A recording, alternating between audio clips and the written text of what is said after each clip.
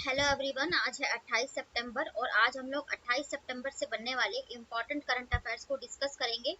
तो चलिए स्टार्ट कर लेते हैं आज का वीडियो। फर्स्ट क्वेश्चन है, हाल ही में किस शहर में संयुक्त राष्ट्र जलवायु महत्वाकांक्षा शिखर सम्मेलन आयोजित किया गया है? तो इसका राइट आंसर हो जाएगा न्यूयॉर्क। न्यूयॉर्क जहां पर इस संयुक्त राष्ट्र संघ का जो हेडक्वार्टर है वहीं पर ये जो मीटिंग है ये आयोजित की गई है। यूएन यानी कि यूनाइटेड नेशंस का। और जलवायु यानी कि जलवायु परिवर्तन या फिर हमारे जो बढ़ते हुए जो प्रकृति के या दुनिया के जितने भी मुद्दे हैं उनको सरल करने के उद्देश्य से ये मीटिंग आयोजित की जाती है।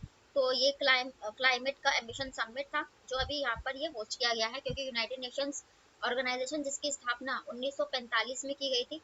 स्थापना तो 1944 में हो गई थी, लेकिन इन्होंने कार्य करना संचालन जो था 1945 से शुरू किया, इसलिए स्थापना 1945 मानी जाती है। हेडक्वार्टर इसका न्यूयॉर्क जो अमेरिका में है वहां पर हो जाएगा।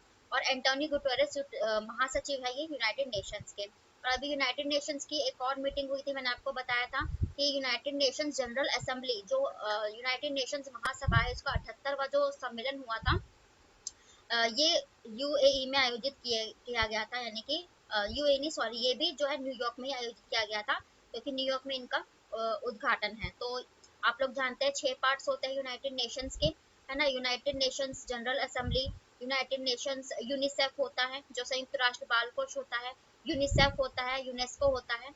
तो इसी तरीके से जनरल असेंबली की बैठक भी न्यूयॉर्क में ही आयोजित की गई थी। अदर ऑप्शंस में हम डिस्कस करेंगे कुछ सिटीज से रिलेटेड। तो हिरोशिमा इस साल का जो G7 समिट है जिसमें भारत एज अ गेस्ट के तौर पर गया था, ये जापान में है। तो जरा जापान के हिरोशिमा है आयोजित की गई थी G7 समिट इस बार। कजान तो ये रशिया का एक शहर है जहां पर 2024 में ब्रिक्स समिट जो होगी ना, जो अल्फाबेट वाइज देश आयोजित करते हैं, तो करनी तो ब्रिक्स सम्मेलन ब्रिक्स को चाहिए थी, क्योंकि इस साल की साउथ अफ्रीका ने की, लेकिन जो किसी कारणों से ब्रिक्स नहीं कर पाएगा, जिसके चलते अब ये रशिया आयोजित करेगा अपने कजान शहर में ब्रिक्स समिट 2024। नई दिल्ली की बात करें, अभी सबसे बड़ी जो मीटिंग यहाँ पर G20 की गई है, ठीक है, भारत मंडपम में। तो ये नई दिल्ली में ही आयोजित की गई थी। नई दिल्ली जिसके मुख्यमंत्री अरविंद केजरीवाल है, ठीक है। नेक्स्ट क्वेश्चन देखते हैं। हाल ही में किस राज्य में भारत की पहली ईंधन सेल बस शुरू की गई है? तो इसका राइट आंसर हो जाएगा नई दिल्ली। नई दिल्ली हमारी जो राष्ट्रीय राजधानी है और अब केंद्र शासित प्रदेश है। तो यहीं पर हमारी जो हाइड्रोजन फ्यूल सेल बस यानी कि ये जो बस है हाइड्रोजन से चलेगी। आप लोग जानते हैं कि भारत ने 2070 तक यानी कि कार्बन उत्सर्जन, जीरो कार्बन उत्सर्जन मुक्त का लक्ष्य रखा है, जिसको प्राप्त करने के लिए देश और विदेश सभी तर्ज पर है, जिसके चलते दुनिया भर में मीटिंग्स होती हैं हाइड्रोजन और ये जलवायु को लेकर, जिससे ग्रीनरी को कैसे बढ़ावा दिया जाए। तो ऐसे ही अपना भारत भी काम कर रहा है, जिसके चलते अभी जो प्राकृतिक गैस और ये प्राकृतिक गैस और पेट्रोलियम मंत्री हैं हरदीप सिंह पुरी, ये है, दिखाई दे रहे होंगे आपको। तो हरदीप सिंह पुरी ने ही नई दिल्ली में इंडिया गेट, ये आपको पीछे दिखाई दे रहा है, तो इंडिया गेट पर ही इस बस का उद्घाटन किया है। और ये पहली भारत की हाइड्रोजन बस है। और आप लोग जानते हैं हाइड्रोजन से चलने वाली पहली जो ट्रेन बनाई थी ये जर्मनी ने बनाई थी, जिसके चलते हमने हाइड्रोजन टास्क फोर्स यानी कि हाइड्रोजन से चलने वाली जितनी भी हम अपने यहाँ पर व्हीकल्स बनाएंगे उसके साथ हमने जर्मनी के समझौता किया है उनके साथ के लिए। और एशिया में अगर पूछी जाए तो एशिया में चलने वाली सबसे पहली जो ट्रेन हाइड्रोजन से वो चाइना ने लॉन्च की थी, ठीक है। तो ये अभी लॉन्च की गई है। अब नई दिल्ली से हम डिस्कशन करेंगे। तो नई दिल्ली को जब राष्ट्रीय राजधानी बनाया गया तो ये लॉर्ड हार्डिंग के काल में 1912 में बनाया गया था। 11 में प्रस्ताव आया और 1912 में बनाया गया।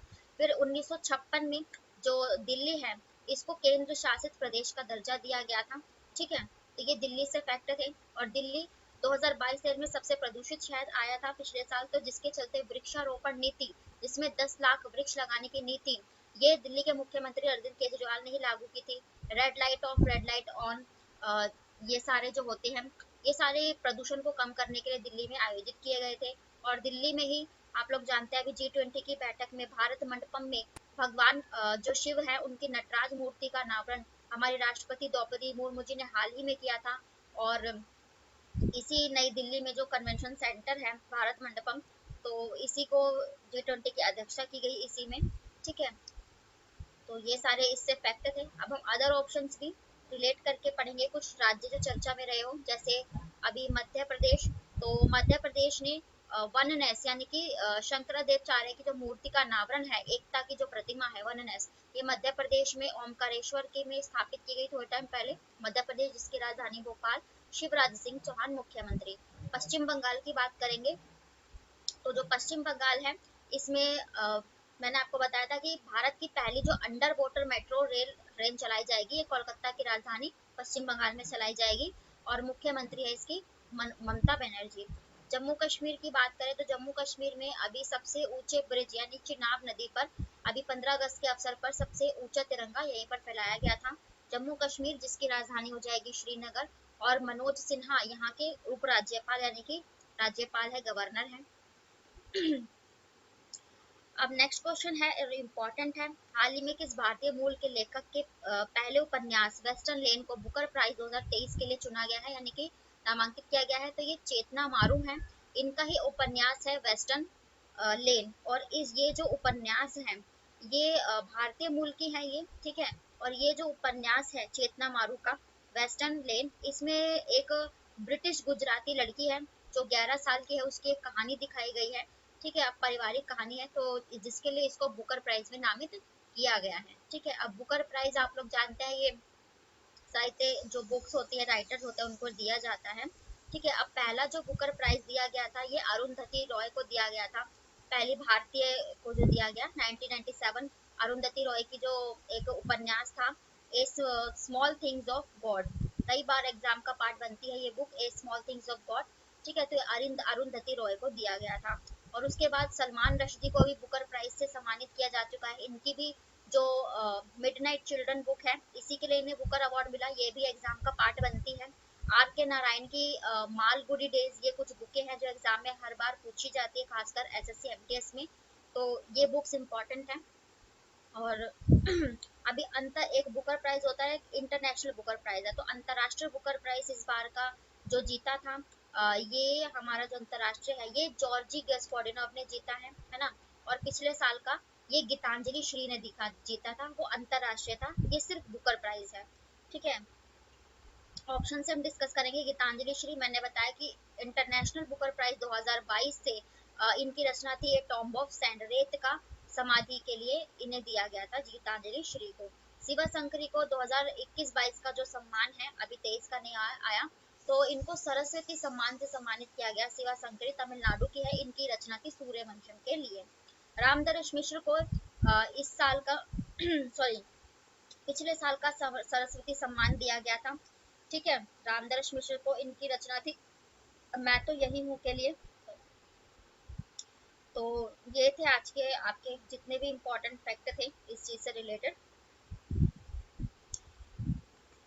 तो ये थे आज के आपके डेली के करंट अफेयर्स, और इनसे जितने भी अदर फैक्ट या जीके बन सकते हैं उन सभी को मैंने कवर किया है। तो वीडियो पसंद आए तो प्लीज लाइक करें, चैनल को भी सब्सक्राइब करें ताकि नोटिफिकेशन आप तक पहुंच सके। फिर मिलते हैं नेक्स्ट वीडियो के साथ, तब तक के लिए राधे राधे।